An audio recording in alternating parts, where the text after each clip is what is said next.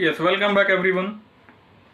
Today I am going to discuss a third which is expressed in the form of square root of n is a proved to be an irrational number.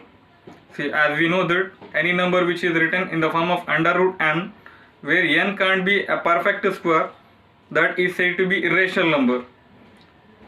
So now in this session I am going to prove such a type of that example numbers. So if any number is written in the form of under root n, whereas example square root of 2, square root of 3, square root of 5, square root of 6, square root of 7, this all such a type of the numbers are said to be irrational numbers. So let us will take an example square root of 2 and we will prove that number is irrational number. So to prove this method, to prove this number is an irrational number, then I'll take up that concept of that false assumption method, contradiction method that I am going to take up. Right? As per this method, first of all, I am going to take an assumption. That assumption is said to be root 2 is a rational number.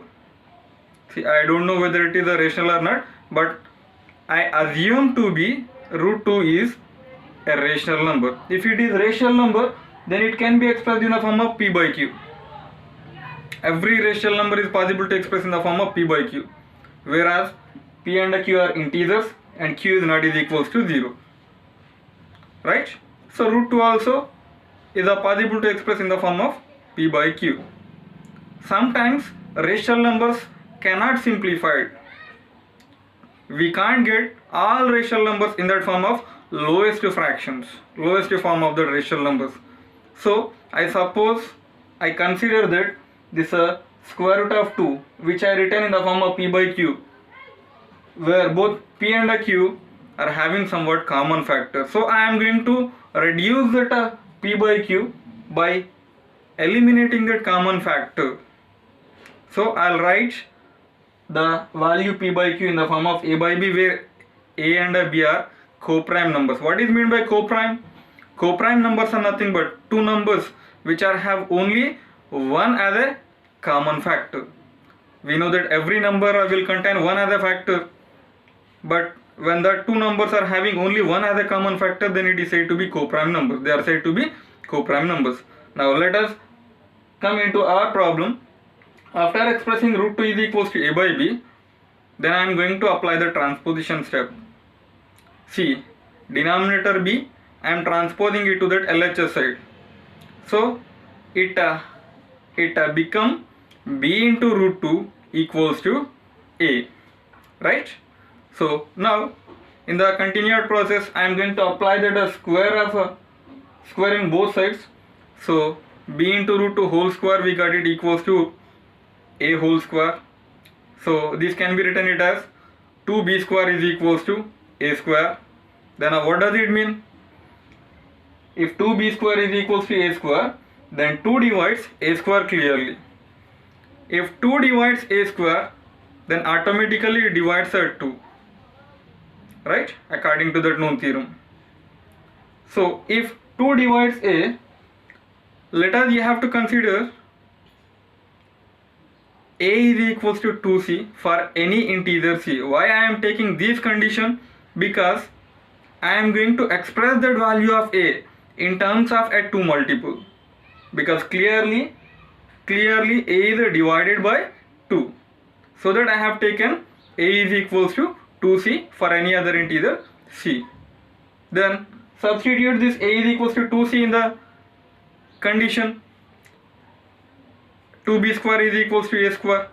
So if you substitute a is equals to 2c in that condition, we get 2b square is equals to 4c square. Then by simplifying that equation, we get b square is equals to 2c square. B square is equals to 2c square. So what does it mean about this equation? Here 2 divides b square. If 2 divides b square, automatically 2 divides b also. Hence overall what we are getting it to conclude, 2 divides a square, so that it divides a, and also 2 divides b square, so that it divides b. So overall 2 divides both a and b. If 2 divides both a and b, then 2 is said to be common factor. 2 is said to be common factor for both a and b. But what we have taken at prior?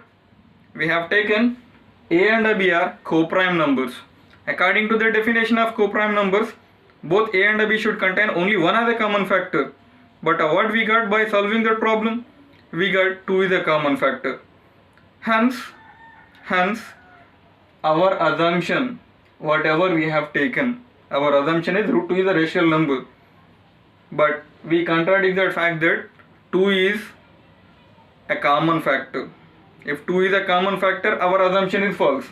If our assumption is false, then in the total number system of the real numbers, if a number is not a rational number, then it can be automatically an irrational number. If our assumption is false, then root 2 is said to be irrational number. So overall, we need to follow the same process for all such a type of that examples which assert is expressed in the form of square root of n. So I hope everybody understand this problem. So please watch, like, share and subscribe for getting that further updates.